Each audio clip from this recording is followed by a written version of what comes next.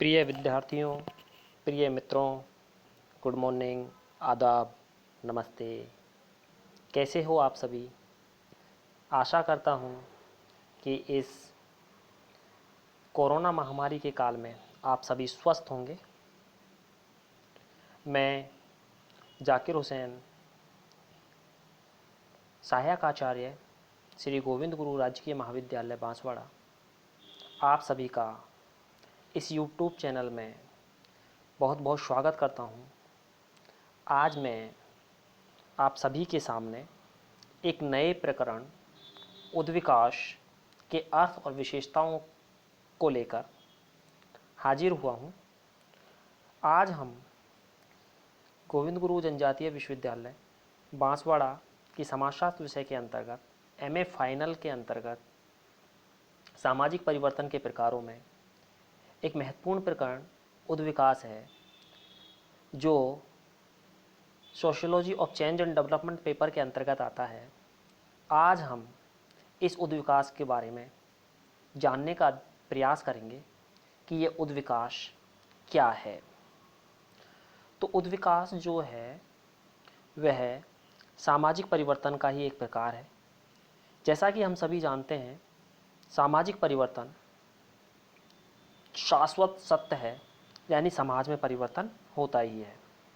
और जिस समाज में परिवर्तन नहीं होता वह समाज स्थिर नहीं रह पाता, या वह समाज अपना स्थायित्व नहीं रख पाता और वह जल्द ही समाप्त हो जाता है।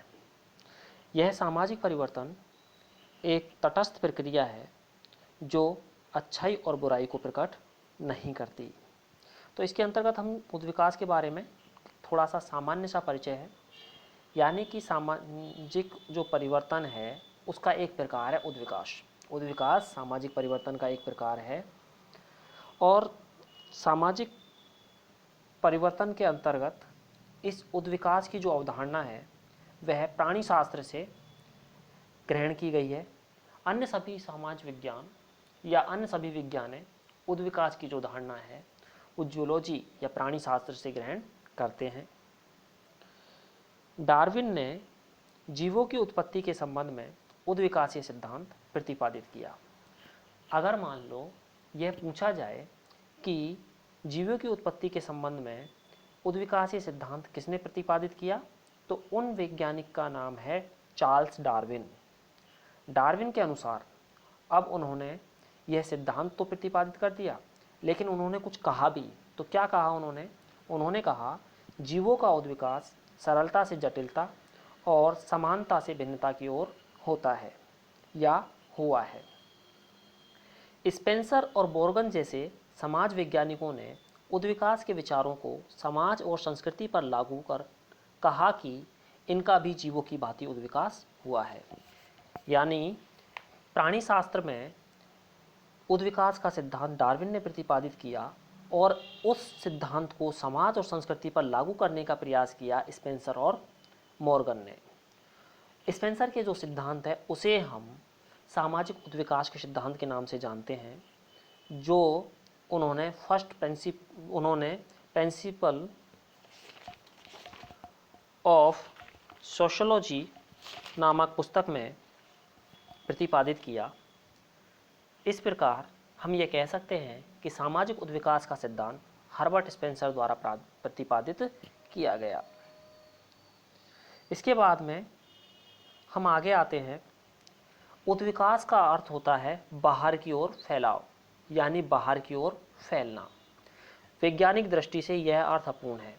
जब हम कहें कि उद्विकास का अर्थ है बाहर की ओर फैलना, तो वैज्ञानिक दृष्टि से यह अर्थ पूर्ण नहीं है, अपूर्ण है। वैज्ञानिक दृष्टि से उद्विकास एक ऐसी प्रक्रिया है जिसमें सीधी सादी सरल वस्तु क्रमिक परिवर्तन के कारण जटिल रूप धारण कर लेती है। यानी कि कोई भी वस्तु या कोई भी जीव जब वह पहले सरल होता है, अगर वह धीरे धीरे करके अपने में बदलाव करता जाए, क्रमिक परिवर्तन उसमें होते रहें, तो वह जिस स्थिति में पहुंचता है धीरे धीरे करके, और वह जैसे ही जटिल रूप धारण करता है, तो ये संपूर्ण प्रक्रिया हम उद्विकास के नाम से जानते हैं। मेकाइवर व पेज के अनुसार आंतरिक शक्तियों द्वारा होने वाला ऐसा परिवर्तन जिसमें निरंतरता का अभाव होता है तथा जो एक ही दिशा में होता है उद्विकास कहलाता है। यानी कि मैकाइवर और पेज ने यह कह दिया कि उद्विकास वस्तु की या व्यक्ति की आंतरिक शक्तियों के कारण होता है और इसमें निरंतरता का अभाव होता है, यानी निरंतरता नहीं पाई जाती, लेकिन यह एक निश्चित दिशा में होता है। यह क्या होता है? एक निश्चित दिशा में होता है, यानी इसकी दिशा जो होती है वो एक तरफ होती है। ऐसा नहीं है कि यह निश्चित दिशा में ना होकर विभिन्न दिशाओं में फैलता जाए। आगे ऑगरबर्न और निमकॉफ के अनुसार उद्विकास एक निश्चित दिशा में होने वाला परिवर्तन है। जैसा कि मैकाइवर और पेज ने भी कहा था कि यह एक निश्चित दिशा में होता है, तो ऑगरबर्न और निमकॉफ ने तो केवल इतना सा कहा कि यह एक निश्चित दिशा में होने वाला परिवर्तन है।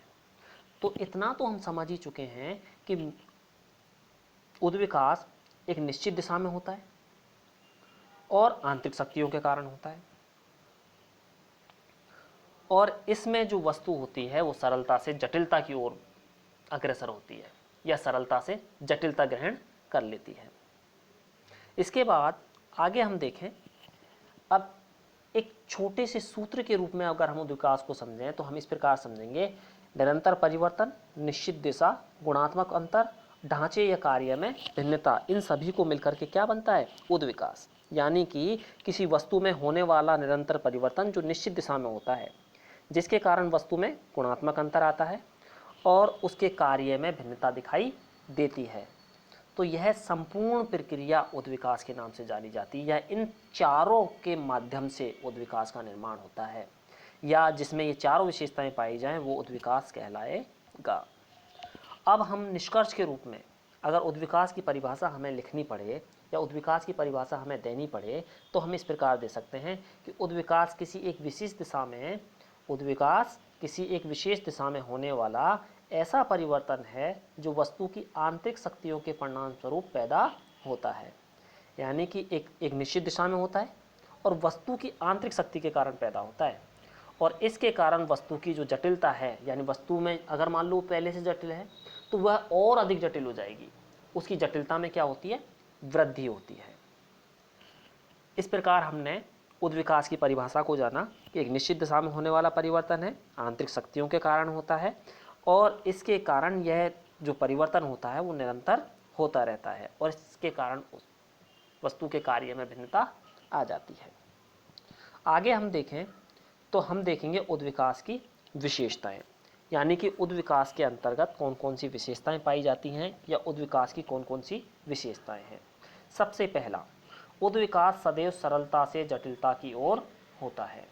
ऐसा नहीं है कि उद्विकास जटिलता से सरलता की ओर हो। उद्विकास कैसे होता है? सरलता से जटिलता की ओर। यानी कि कोई वस्तु पहले सरल होती है और धीरे धीरे वह क्या ग्रहण करती है? जटिलता ग्रहण करती है। प्रारंभ में किसी वस्तु या प्राणी के जो अंग हैं वो घुले मिले और धुंधले होते हैं। धीरे धीरे उनमें क्या होता है? अंतर स्पष्ट दिखाई देने लगता है या अंतर स्पष्ट होने लगता है, और वे पृथक हो जाते हैं और उनका स्वरूप भी निश्चित हो जाता है।